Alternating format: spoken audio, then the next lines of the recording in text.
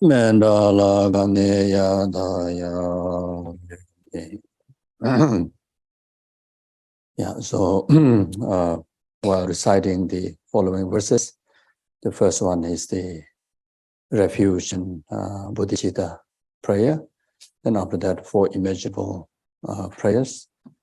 Then salutation to Guru Shakyamuni Buddha and salutations to lineage Guru. So those of you who have refuge in Buddha Sangha, you take opportunity to refresh them. And inspired by the qualities of the enlightened qualities of Buddha, and the benefit that Dharma brings about, well-being, sentient being, including liberation, enlightenment, and then the contributions from the Sanghas by preserving Dharma, both in extensive studies and as well as living in the precept, actualizing realization of the stages of the path. Then oneself get inspired. Then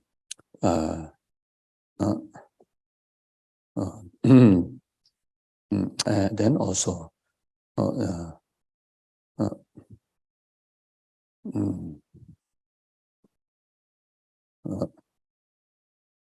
and remembering the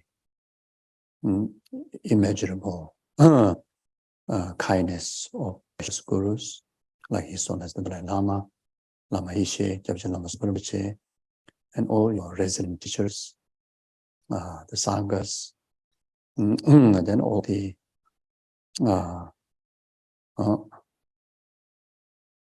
gurus and spiritual teachers that to whom that you have connection, illuminating the path, complete path towards full enlightenment into your life.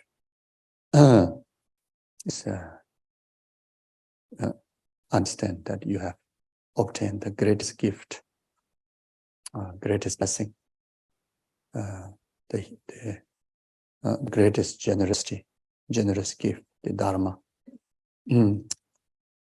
There's no greater giver than the Guru. There's no greater kind being that came into existence in your life, directly, nurturing you through the nectar of the Dharma, and most importantly, ever remaining as your object of inspiration on the path. and taking care of you forever. The relationship.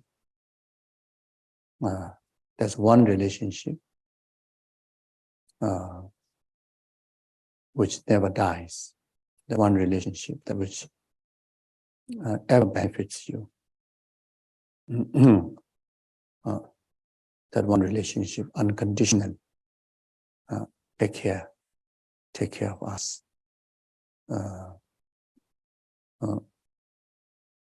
No question about protecting us in a temporary, protecting from problems, especially the worst problem of delusion, by repeatedly reminding us with those antidotes, the Dharma. Then, even in the time that we completely become imbalanced, completely, even in the time that we completely against that, or completely lose faith, completely giving up refuge, completely giving up trust, even that moment, even you completely blame, criticize the Guru, harass the Guru, even then, the perfect, qualified mind Guru never give up on us.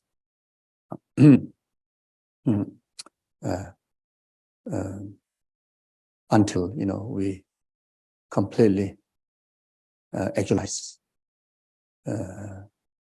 protection from all fears, the fears of karma, fears of delusion, fears of samsara, fears of even the limitations of nirvana, peace, and fears from the tendency of delusion, the limitations in our wisdom, the obscuration to omniscient. Then until abide us in full perfections, full perfected qualities of all the virtues. So it's once you tie the relationship from the Guru side, never break the relationship. So this is what Guru does to us. So understand that and really feel how fortunate to have a Guru in your life.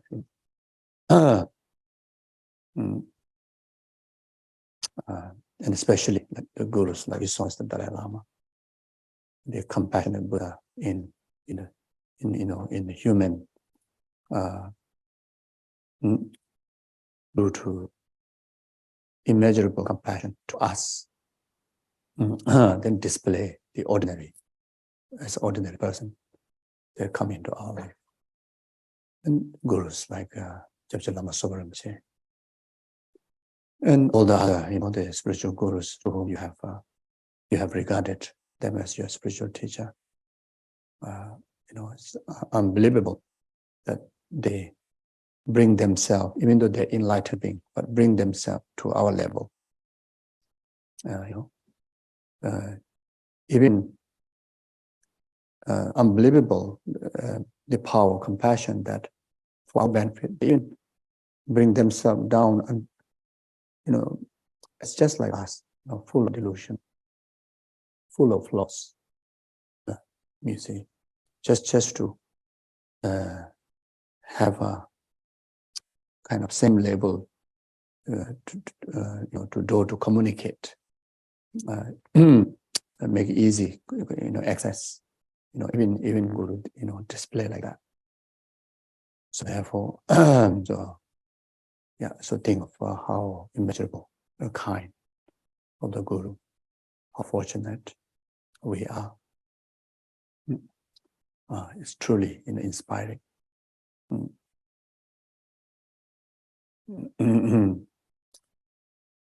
then the inspiration take into effect as a commitment from one side. from now on, then I will live up to the Buddha's reason to come into our life, the Guru's reason to come into our life, which is liberate ourselves from all the negativities and flaws. That also for the benefit of rest of numberless sentient beings' well-being. And that also not just word, not just saying, nice thinking, but then in our very best, one's own very best ability to be in the service of sentient being. There are so many people, animals, environments that has a special karmic connection with you, but not with others, like your family member, like your partner, like your children, like your parents, like your brother, sister, like the community where you belong to, where you're comfortable. Those are special karma. And that is the area where you start to be in the service in your very best. Even it can be just one person, one single sentient being that comes in your way. Like even while you're walking, suddenly there's one ant comes in your way. That's your special karmic connection with that ant. Maybe that ant have no karmic connection with any others. And that ant is object of your service. You see, like all the bacteria in your garden is your special karmic connection, which those of the bacteria, no karmic connection with, even with the most of the Buddhas. Amazing gurus out there. There's no karmic connection with those gurus, but have karmic connection with you. And now when you be in the service of this bacteria in your garden, you are absolutely manifestation of your guru, manifestation of the Buddha. You are the embodiment of the guru. You embodied the guru and the Buddha to deliver their blessing through you. See, so this is how we uphold and venerate and very much like preserve the legacy of the Buddha and the Guru through your best capability. So, and that like your family.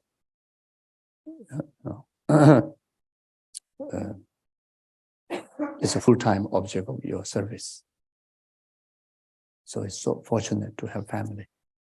So fortunate to have someone with you, even it's problem maker, but object of your service. To channel the blessing of your Guru and the Buddha, and to develop your heart, isn't it? So it's, then if someone is kind, helpful partner, kind, helpful family, then it's even more wonderful. Even if not, even it's problem maker partner, problem maker children, problem maker brother, sister, problem maker neighbors, and it's still wonderful in practice of honoring the Guru, in the practice of honoring the Buddha, in the practice of Guru devotion practice, in the practice of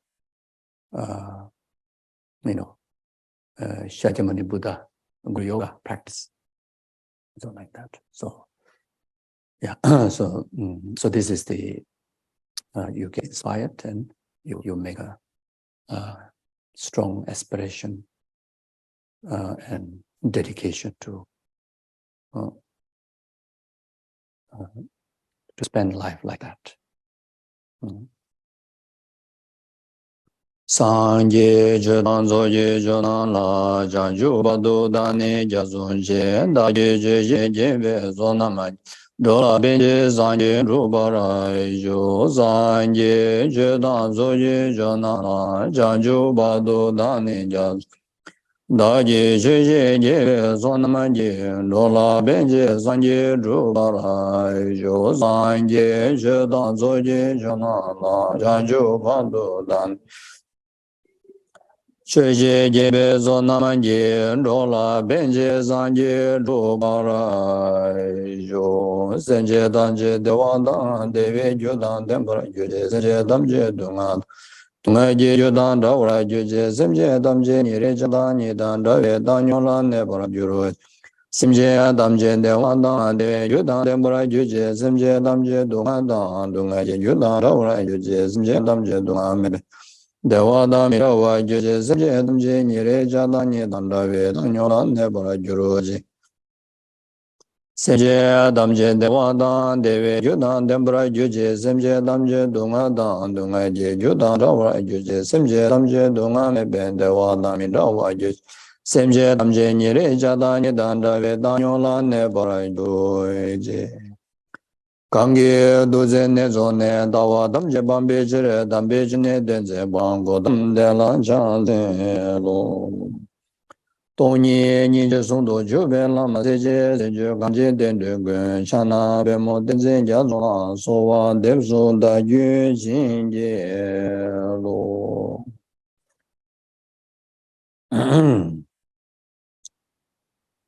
Yeah, then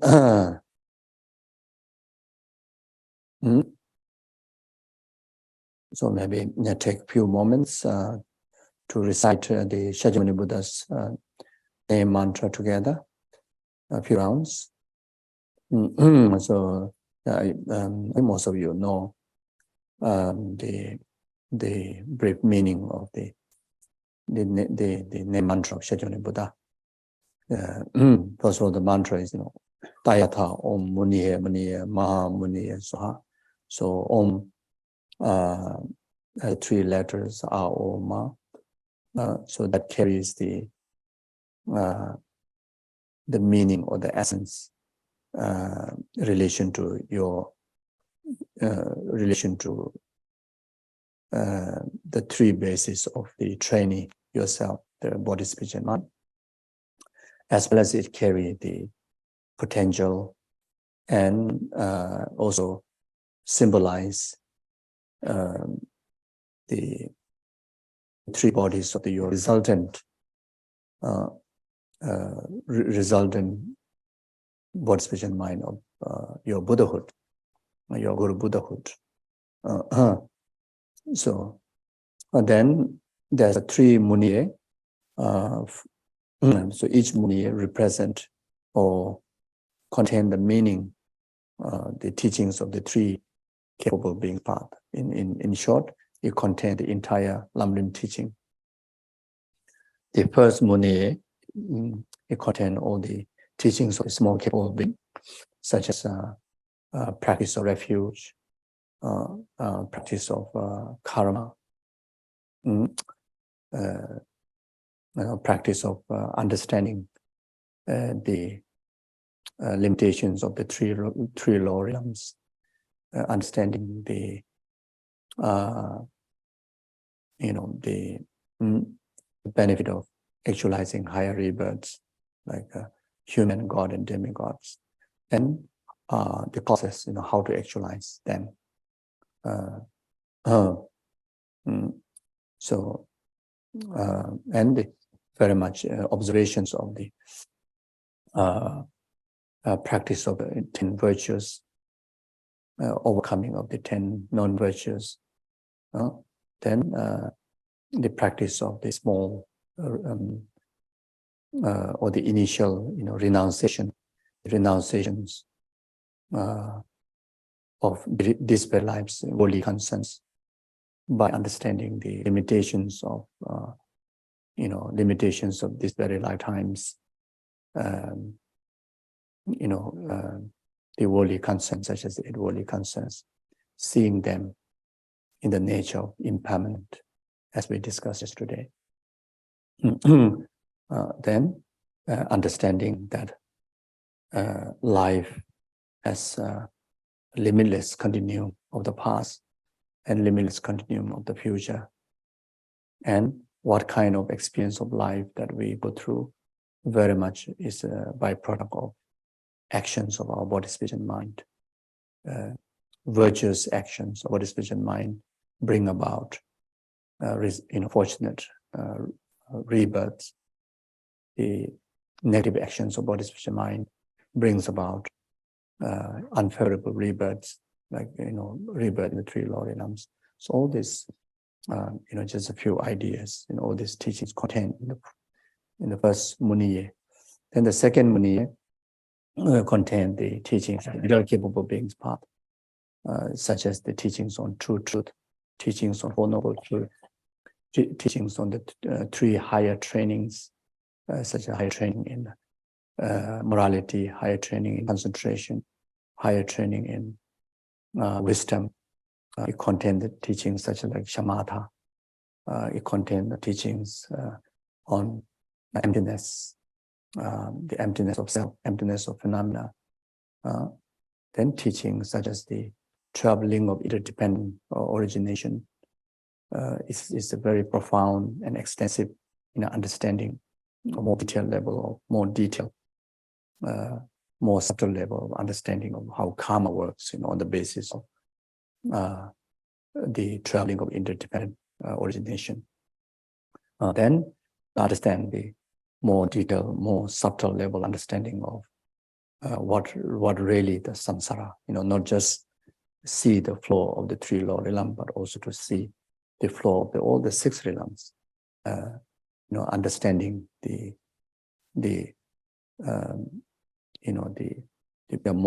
more subtle level of what the samsara is, what the karma is, what the delusion is, and all the limitations. To learn about characteristic of very much all the delusions, and learn the characteristic of all different sort of karma, learn the characteristic of all form of samsara, all form of suffering. Not just suffering of pain, not just suffering of change, but also suffering of pervasive compounded suffering.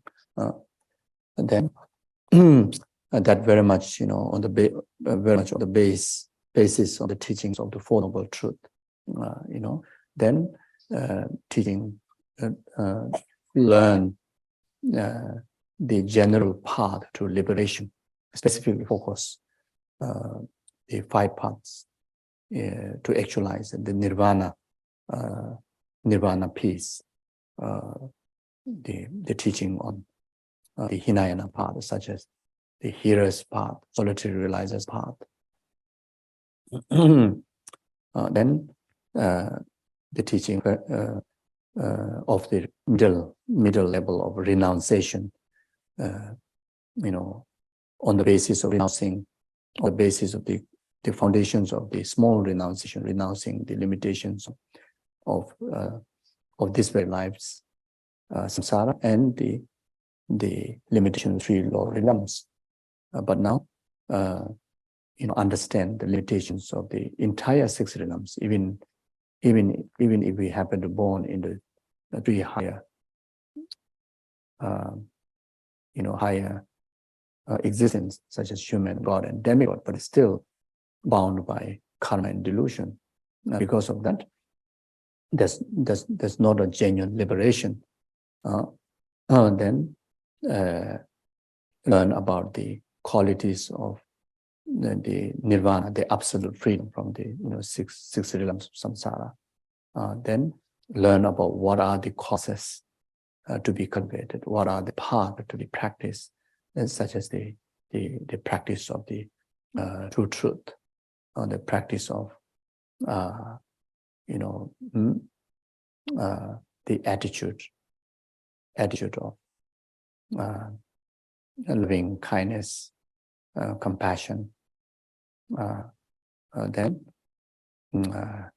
engage in the practice like such as generosity, morality, especially the moral discipline in the individual liberation, vows and precepts, such as on top of refuge, then you strengthen your individual liberation precepts, like such a practice of the 5 lay vows.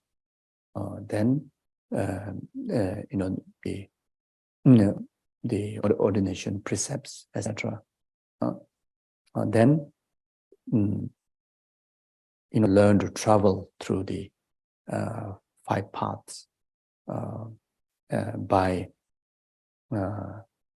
the antidote of the emptiness of self, the selflessness, the wisdom of selflessness of person, or the wisdom of selflessness of the phenomena, using that as an antidote to overcome all the delusions, the delusional obscurations, then deliver the nirvana peace. So all this Buddha's teaching,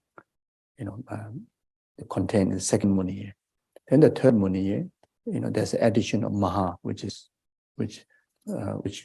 meaning of great. So the great vehicle, the Muniye also calls a vehicle or the path. So great,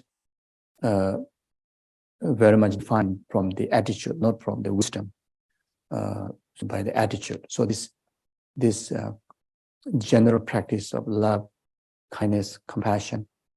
Now, this attitude, develop to be a great love, immeasurable kindness, great compassion. All this practice, level up to the altruistic practice. So that makes the attitude become great. And any practices, wisdom infused by this attitude, the attitude of altruism, become a great path. Like even the wisdom that which is common to small, medium, higher, but now the same wisdom, like wisdom of substance of person, wisdom of substance of phenomena, the emptiness wisdom, cultivate,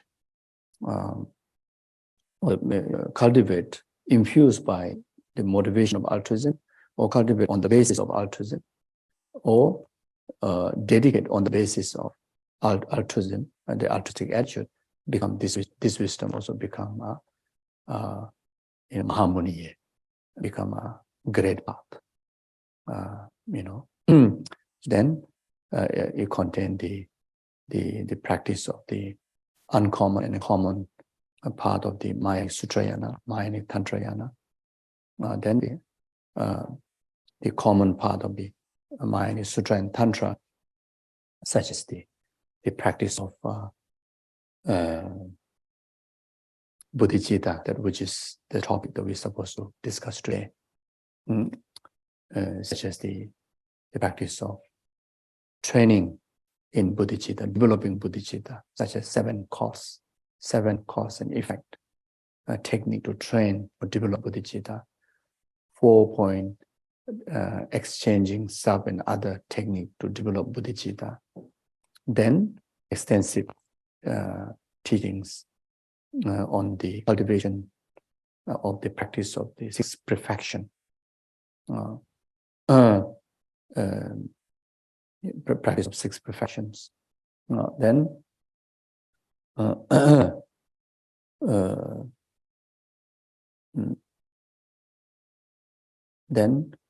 the teachings on the 5 paths in relation to the Bodhisattva's journey towards enlightenment, the Mayanic 5 paths. Then the 10 bhumis within the Bodhisattva path, the 10 bhumis to stages to develop and travel towards the state of the perfected enlightenment. Then teaching discuss mainly focus on the limitations of obscuration to omniscience. The earlier part, from middle capable being, the main focus to learn about the limitations of the delusional obstacle to nirvana.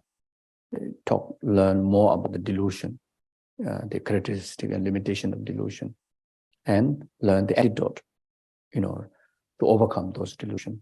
But now here at the Mahamuniye, in the Mayanic path, then learn more about limitations of the obscuration to omniscience, which are the tendency that the stain or the tendency left by the delusion. So it goes much more subtle than the delusion normally. We notice, and whenever we express this in our system, we notice them. But here, the more subtle level of ignorant, the ignorant, that which not knowing the absolute reality of the entirety of the phenomena, and that obstruct the individual trainee to actualize omniscience, which is the main qualities of the Buddha. So that's why it's called the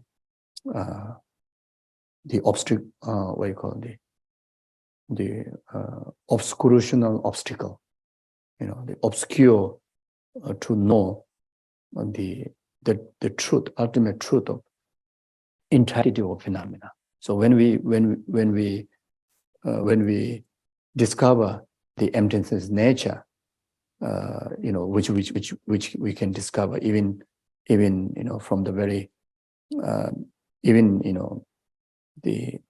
on the small capable beings part and middle capable being part. If someone that like that's just Vasubandhu, even though philosophically, assert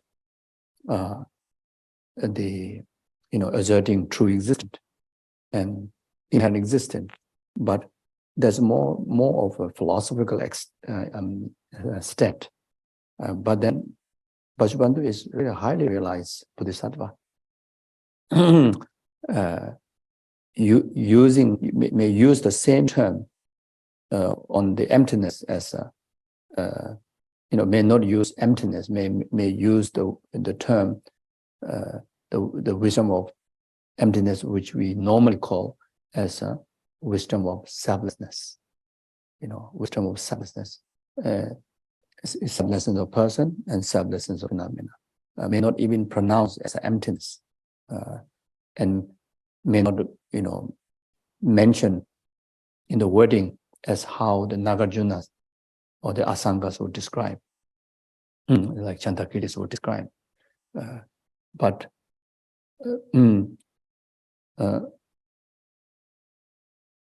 still, it realizes the genuine emptiness, genuine emptiness. So yeah, I wanted to say something, but then I missed it. Why Vasubandhu came in? So anyway, so it's like that. So yes, it's obscuration to omniscience. So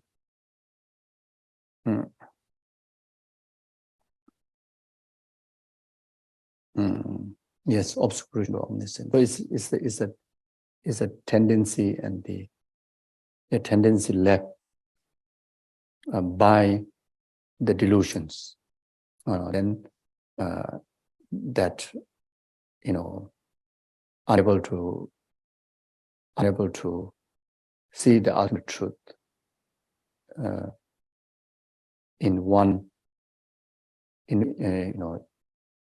through one subject of wisdom. That's the reason why difference with the wisdom of the Buddha and the wisdoms of the trainee, even those who are in the 10 bhumi. They realize emptiness in everything, but then randomly or randomly or in a great amount, but not whole. Even you realize whole, but not by one subject, not by one wisdom. So the omniscient, when the wisdom become omniscient, when you purify the obscuration to omniscient, which is the tendency led by the delusion, then that same wisdom develop into one wisdom that that sees the ultimate reality of everything. And not only that, that wisdom carry the single-pointed, single-pointed concentrational capability, but at the same time, it has discursive capabilities. The wisdom carry the simultaneous concentration and simultaneous concentration with the discursive capability. So even the 10 Bhumi Bodhisattva, who have realized emptiness directly, whose very much all defilements are completely purified. Delusional defilements are completely purified. And even the obscurational defilement, which is not in his system, but not completely purified, not purified, but not in his system, because his system is completely, filled with the antidote, and the next continuum of that antidote is the cessation, which is enlightenment, but it's still not completely eradicated, and the limitation what carries is still unable to have the wisdom simultaneously function both single point and discursiveness. So there are more reasons which make sense why it is so important that you need to have the wisdom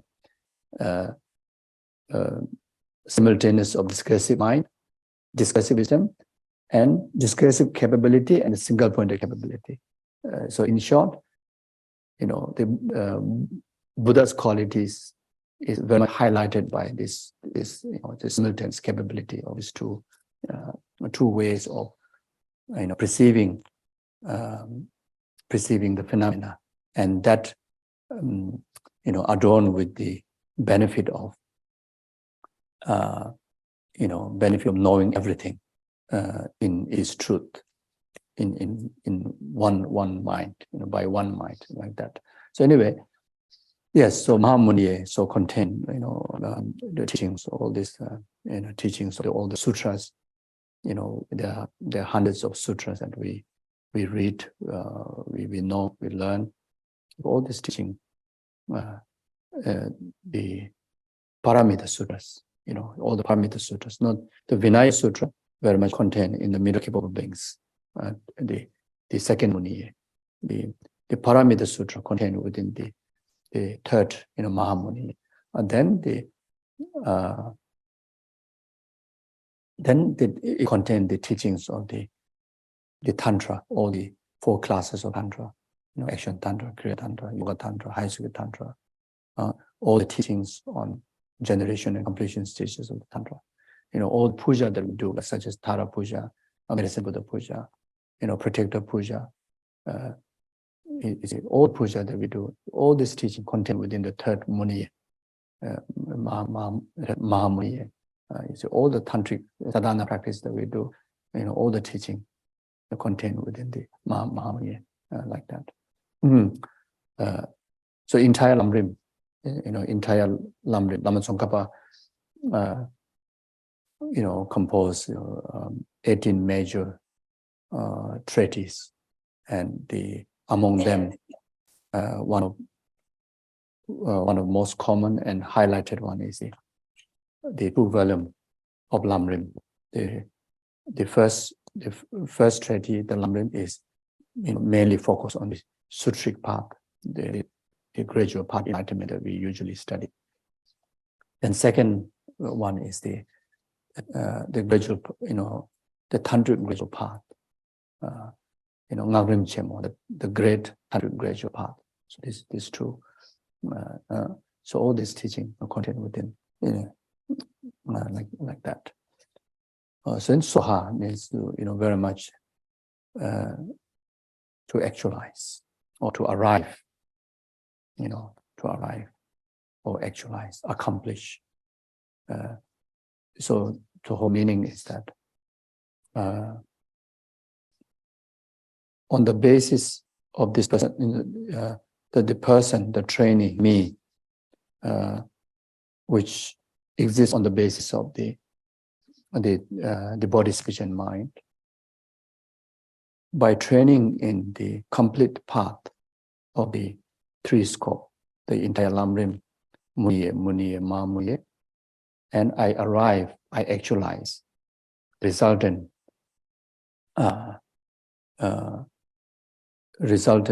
body, speech, and mind of your enlightened state. You see, so this is the meaning. So whenever we recite this mantra, we recite one time, you're reciting entire Lamrim, you're reciting entire 84,000 teachings of the Buddha. You see, it's so powerful mantra. Then whatever amount of learning you have of the Lamrim teaching, and then when you recite, then you reflect on that, do a good meditation. And when we say Muye, then you try to at least try to remember some of the highlighted topics. Then, especially if you do yourself, you recite slowly.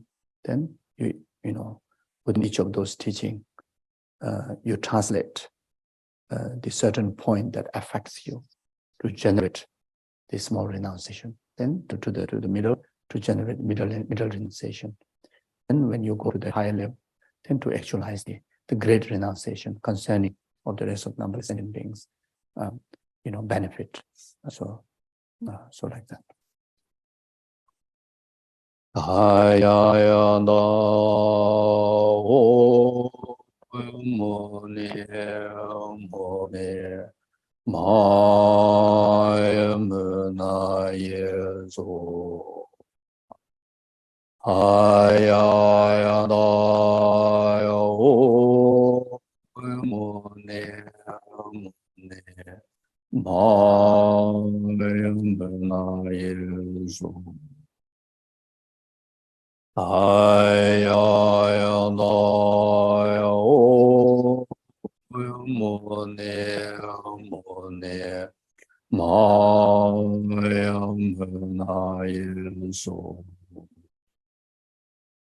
maya yezo. Ayayanda o mone maya yezo. Ayayanda o mone maya yezo. Ayayanda o mone maya yezo. Thank you. Yes, good morning. So better say quickly before I forget. Yeah. So today's subjects on Bodhicitta.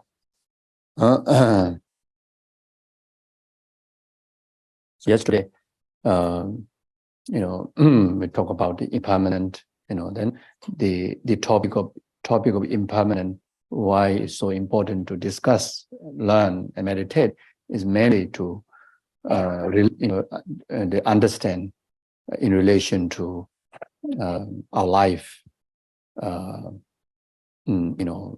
understand that lies in the nature of impermanent, and to overcome the permanent grasping towards our life, the delusion or the hallucination of permanent grasping towards the life, towards I, towards me, towards mine,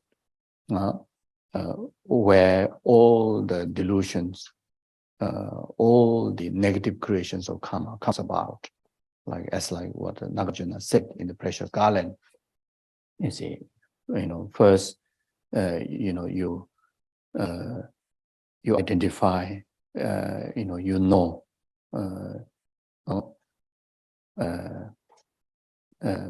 the know as a person, but then know mistakenly, know falsely. Reality is the person or the I, the me, exists in the nature of lack of inherent existence. Exists in the nature of impermanent. But then, when we acknowledge me, I, or in knowing your identity, very much perceive, falsely, as true existence, as inherent existence, a permanent existence. Because of that false view, then so many delusion, so many conflicting delusion,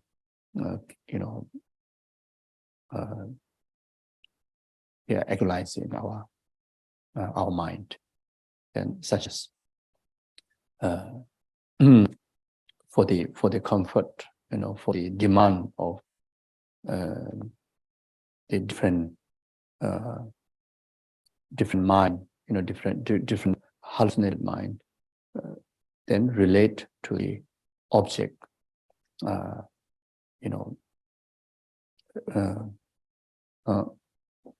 again with the false view, like such as the attachment towards certain portion of things and people as a loved one.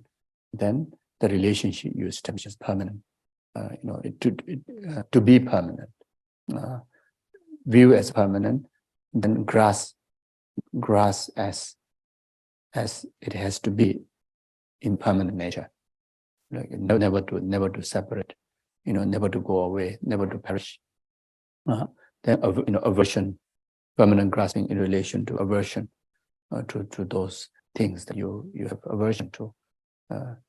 Then the rest of the other things and beings that we have not known, then we have this again permanent grasping of they're ever not known, not to be known, etc., like that. So anyway, also the conflicting or impartial, partial, isn't it? Partial, called partial, different, partial attitudes. Then that causes so much inconvenience, like it brings so much imbalance, emotion, imbalance experiences comes in our way, and completely destroy that the harmonious environment, the peaceful, calm environment within and without.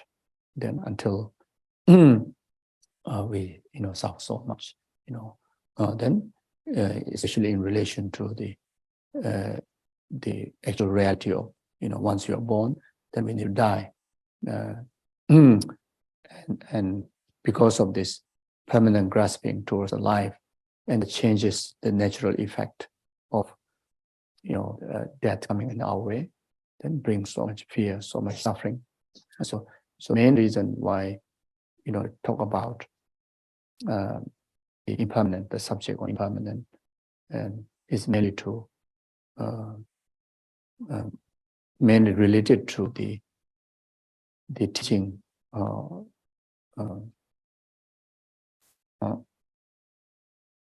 the teaching, that discuss on the subject of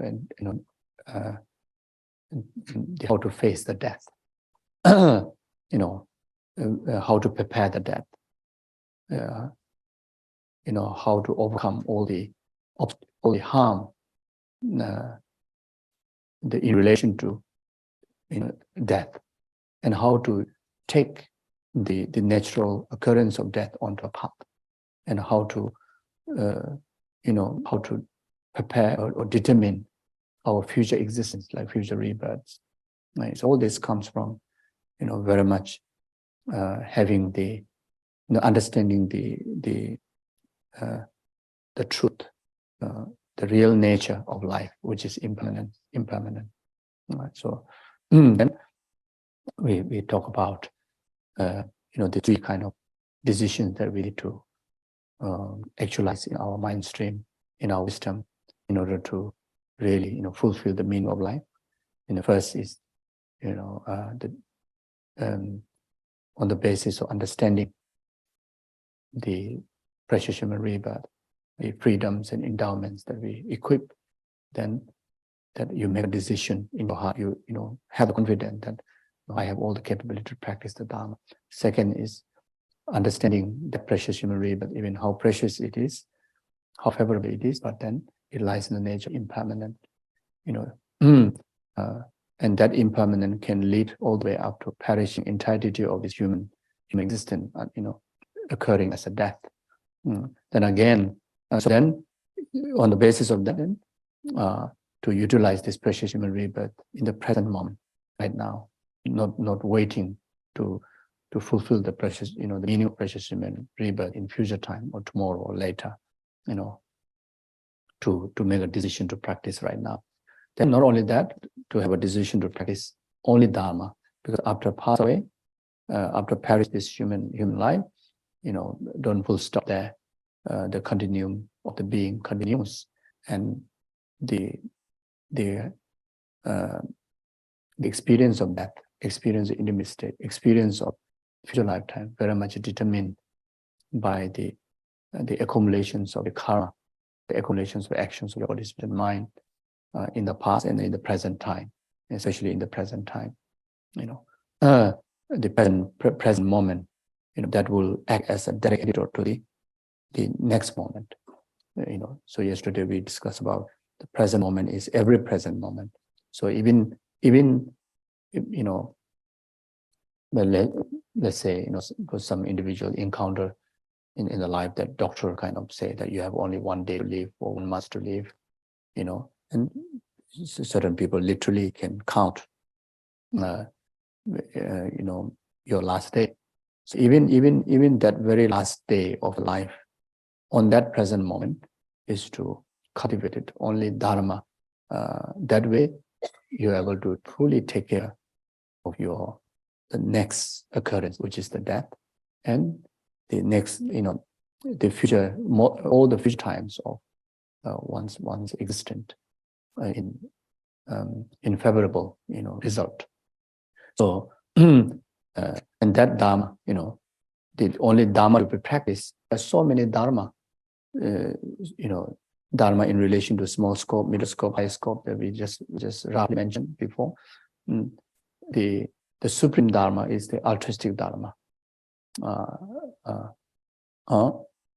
The altruistic Dharma, the altruistic attitude and altruistic wisdom. That's the supreme Dharma. There's no greater Dharma than that. Even the Sui path, the tantric path, the main force of the tantric yogas becoming so sweet, so powerful, is because of the element of the altruistic wisdom and altruistic attitude. If loses the altruistic attitude, even how powerful Tantra is, the Tantric yoga cannot deliver enlightenment. If miss the element of altruistic wisdom, how powerful Tantric yoga is, it cannot eliminate the impurities. You see, so this exotic, the secret mantra, secret tantra, the main power is the altruism. The altruism is the main power. Otherwise, again, it can only bring certain temporary benefit, temporary benefit of power of mantra, like kind of just blow and heal somebody's sickness, or just just place your hand on this, someone, bring the power of healing. Even you may equip with certain high level of power of the tantric yogic power, like such as tumu power, the inner heat, even chulen, the samadhi food, then like a quick fit, then able to fly, all this, all become temporal benefit only. If you lose the altruism, if you lose the altruism, then there's no different than the tantra that which exists even before Buddha revealed the tantra. There are so many yogics in the jungle and in the cave, in the Himalayas, in India, even before, or even in Tibet, before Buddhism, before Buddha taught the tantra, or before the tantric teaching arrived. There's a burn tradition in Tibet. Unbelievable powers of tantra, tantric power. The burn, the white burn, black burn, and the other side of the burn, or there's like yin and there are two different types of burn. So there's one burn which very much Pamsabawa, pacify them, because their main power is to do black magic. This is so powerful, black magic. They have the power to control, even though the weather, control the elements, and also powerful healings. The temporal healings of physical pains, etc., like that. Then in India, unbelievable. In Indian Himalaya regions, around the even around the Ganges River, around the Ganga area, plenty of yogics who do unbelievable, amazing display of the mantra power, for all temporal benefit. It doesn't even carry the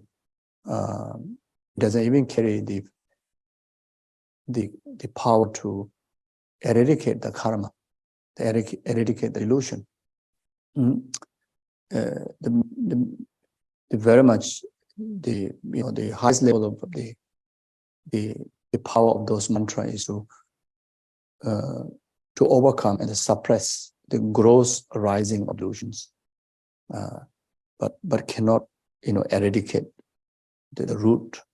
So therefore cannot deliver the genuine liberation. It's still circle within samsara. It's still a cause of samsara, or something like that. So because of altruism, then the same technique, all can become beneficial. Not only beneficial for temporal level, all those amazing things that I mentioned, not the black magic side, but the other is all the other amazing healing powers, without doubt, easily can be obtained. And we saw that within even our lifetime, the great masters, they equip with all these powers. But even my late master, late Geshe, who was witnessed by villagers, many villagers, not just one person, get tricked their eyes, many villagers, simultaneously, same time, who carries the power of quick feet, no need road to cross the mountain, and really carry. There's one. He was chased away by the nomads.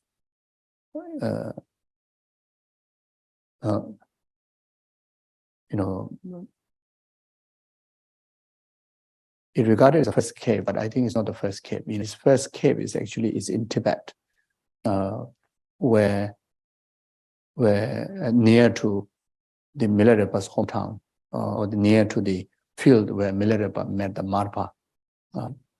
The name of the place is called Takartaso, where Milarepa, after receiving all the transmission from his guru Marpa, then asked him to dedicate his life in a hermitage, in remote place to meditate. And he went into this Takartaso. There's a cave where he meditated. And after some time, then he checked himself whether the level of his samadhi. So then he um, uh, level of samadhi, like such as it could be shamatha, but trained through daily yoga practice. Milarepa mainly trained through daily yoga practice. So flew from one mountain to another mountain. So I visited when I was small, maybe 7, 8 years old. I visited there. My father came from a nearby village.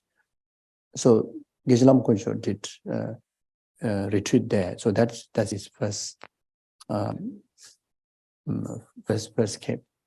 So in the second cape, so he was chased away by nomads, and after he was meditating for 3 over years, 3 or 6 years, something like that. So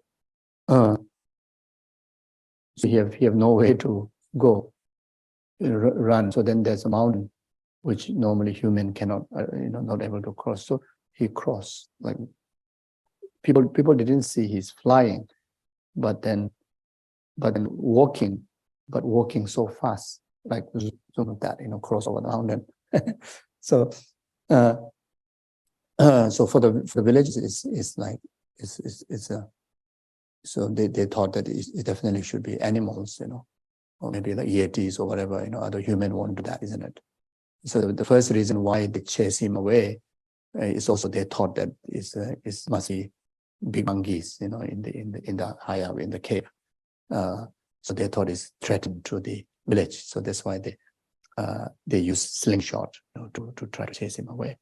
And they were approaching, and he thought, because he's not known to the villagers, he came from Tibet, and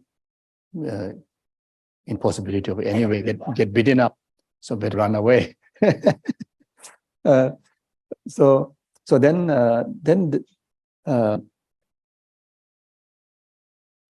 the later part, when he was introduced to the villager, which is after 10, 15 over years later. So there's one big mountain called Ganeshima. So in front there's another mountain. So behind there's a cave. I never been there. So Geshe did some retreat there, and that time, by then before he went there, he been already engaged with the villagers, and he carried this very powerful healing power. When people get sick, then just blowing people, get recovered. So even myself, I'm a first child of my mother. So so my mother, over there, everybody born as natural birth, but I came, the different what you call bridge. Yeah, so I think normally the head come first, but my feet came first. So then stuck there. So it didn't come out completely. So then that gives unbelievable problem. That's what I heard. So my mother was, I think, in a very, very deep pain, and not only that, I think losing breathings, etc. So suddenly Lamkonsho appeared without invitation, just appeared, and his cave that time, his cave is about 1 hour away, 1 hour or so away, high in the mountain, Rocky Mountain, from my home, my family home. So he came, and that's it. He just, as if like he know everything was going on, and asked my aunties to bring butter. So it seems like I was born in very, very cold period. So usually it's quite cold, but the butter I think must be very hard. Anyway, I think the butter usually is hard in 12 months of the year. It's quite cold, but the winter is freezing cold. So anyway, so asked the butter, then he blessed the butter, just blessed the butter, and forced stuff in my mother's mouth, asked her to swallow. And the moment she swallowed, miraculously, this baby went in without pushing, but went in. That's what I was told. I don't remember. So went in, then another miraculous thing is that baby just went in and take U-turn, maybe did one roundabout, then U-turn, then butter is stick on the crown here, the baby's crown. The butter that swallowed didn't even melt and stick here. And scientifically, how to believe that? Butter won't go into the womb, isn't it? But then this baby went in, take the butter, come out, or paste the butter, or went to take the butter, or whatever, it came out like that. So you see, an example like that, like that. So save my mother's life, my life. So like that. So then one day in the nunnery, I think Russian nunnery, Russian nunnery. There's a nunnery, just before Jagannath passed away, he visited that nunnery.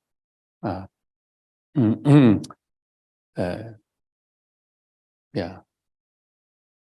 So the one of nun must be very sick. It looks like maybe spirit harm or whatever, very sick. So then with the help of some lay, maybe must be family member, whoever, few people, they travel. So it may take about 1 day to reach to where Geshe is now, which is in front of the Ganeshima, behind this jungle. There's two mountains. This mountain is Snow Mountain, Ganeshima. This one is, the jungle like that. Top is still snow, but then rest is jungle. So from the nunnery to go up there, I think, without any doubt, I think maybe may take about one day, something like that. It's a long journey.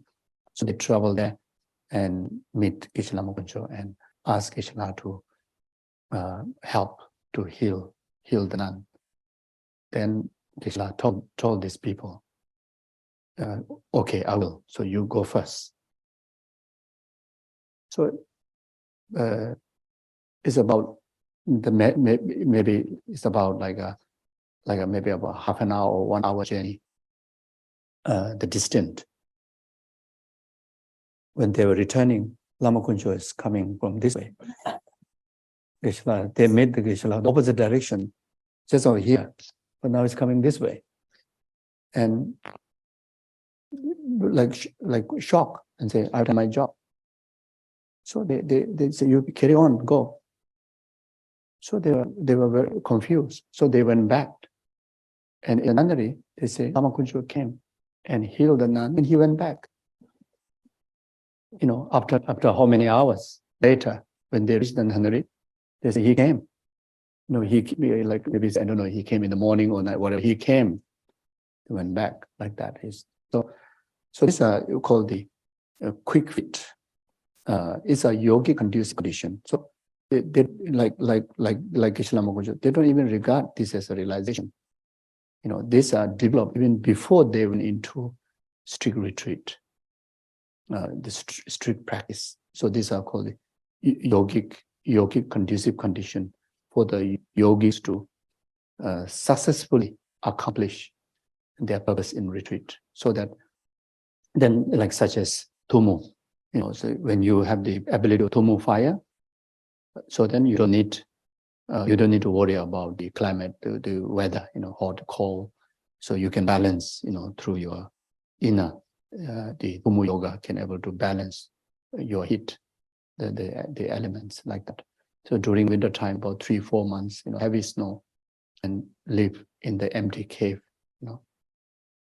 Even the summer for us is so cold. The winds are so harsh. And he also lived at a tree for 3 years, where there's no protection at all, no shelter at all, just under tree, juniper tree, like that.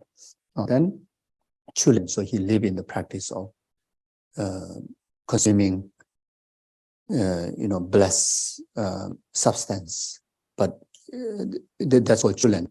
No need to eat normal, gross human food. So you can either extract some flower, nectar. So you through the power of mantra, you bless them, and you consume that, and you get all nutrition your body needs, and you don't need to go and search for food. or they bless certain, like a certain particular stone, small stone, bless mantra, and they just put under the tongue, so they chew that, or certain medicinal herbs, certain medicinal herbs get together and make into pill. Then you take that one pill like a supplement. Take one pill, that's a sustain. And the one most extreme one is wind children. So in Geshe, he inhaled the wind and through, the blessed, consecrated with the mantra and the tantric yogic capability. Then you inhale that, then your body sustain all the nutritions. Some villagers were saying that he looks even bigger size than after he come out from the retreat and be among us. His size used to be even bigger, like more bloated, but not take food. So insulin must be like pump. Also maybe because of the wind, maybe it becomes so fast. Zoom, zoom. I don't know. So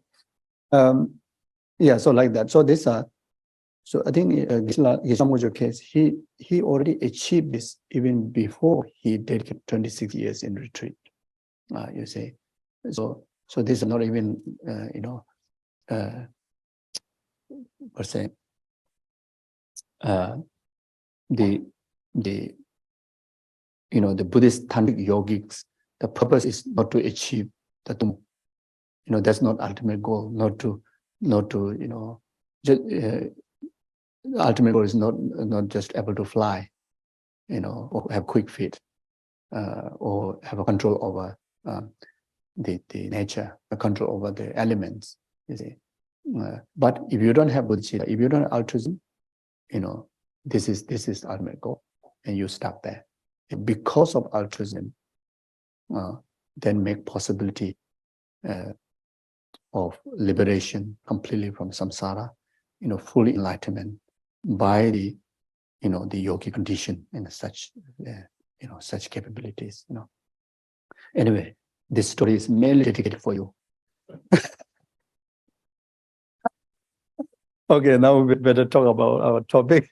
Oh yes, so altruism, so bodhicitta. So do you enjoy the story? Do you hear what I say? Okay. So you can share the story with your sister also, okay? So the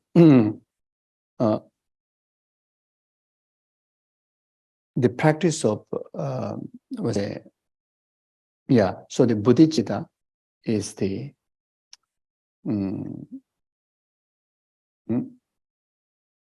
main body practice of the entire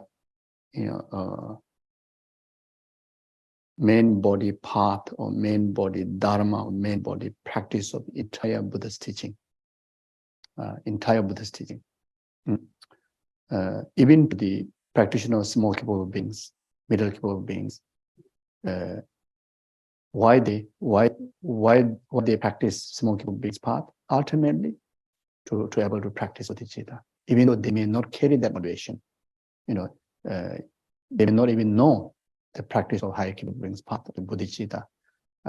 But Buddha's intent and the skillful means of leading, certain group of people, at the beginner level of practitioners, fulfilling their spiritual aim through the small capable beings path, or even the practice of refuge, ultimately is for you to able to practice bodhicitta. You see. So that's why it's a main body practice of the entire Buddha Dharma. Bodhicitta is the main body practice. Even for the Hinayanas, eventually they will pursue. They may not pursue in this life, but they may pursue one day the enlightenment. And that time, the bodhicitta has to be the main path. So over whole journey of Buddhist, over whole journey of the path in Buddha Dharma is to fulfill Buddha's intent of his teaching, which is to actualize enlightenment. not just the nirvana peace, not just freedom from three lord realms, achieve higher rebirth. Ultimate intent is enlightenment. You see, so therefore, everyone, every practitioner will practice bodhicitta eventually as a main body practice. So as for Mahayana Dharma, there are so many aspects, so many skillful means to deliver Mahayana teaching, but then ultimately is for us to cultivate bodhicittas, cultivate artisan, so like that. And so as far as concerned with the lineage, what time we have to stop? 12:30. Okay. So, as far as concerned with the lineage blessing of this, technique to develop bodhicitta, bodhicitta won't just come like that. It has to be create, right causes, right conditions to develop that. So there are two major techniques that which are the blessed and well analyzed by all the past great Mahasiddhas of the Tibet and great Indian Pandits of the India, all the way up to the Buddha's immediate disciples, who by now have actualized full enlightenment. Even though at that time, like Shariputra, Mongolputra, it's very much reduced as a Hinayana practitioner. Their ultimate goal is as if like is nirvana, but innately they are cultivating this altruistic dharma. So there are two techniques. One is called 7 cause and effect. Another one is 4 points of exchanging with other. So 7 cause and effect. The lineage came from Lama Atisha, especially to the Tibetan Buddhism in Tibet. It is introduced by Lama Atisha. And Lama Atisha, he received his lineage from Lama Silingpa. As we all know, that Lama Silingpa, just to receive this lineage blessing or the transmission, explanation on the teaching, that which Lama Tsongkhapa, organized in the Lamrim, in English translation in the second volume, the 7 cause and effect, which later I will read through it. So this training, Atisha put 12 months of journey, from India to travel to Indonesia. Because Lama Silingpa, even though that time in India, many great Panditas who also hold the lineage, but not like Lama Silingpa, not the lineage that how Lama Silingpa hold it. Lama Silingpa received this lineage directly from Buddha Maitreya. So there's like kind of like closest lineage to the enlightened Buddha. So so Buddha Maitreya passed down to like such as Asanga too. But then as far as concerned, Silingpa, received directly from Buddha Maitreya. So if you go to Indonesia, it's in near Borobudur, which is very famous holy place. Before that, there's one called Mandur Temple. So in that Mandur Temple, the temple looks very simple, but it hosts, I think, 1 story over high, Maitreya Buddha statue, and this was there. If you talk to these archaeologists, and especially there's one abbot who is like behind the scene, actually is like kind of keeper, the protector, because that Maitreya, I think, is the exact image, the size that when Maitreya Buddha emanated to transmit this teaching to Lama Silingpa. You see, so Atisha received this lineage.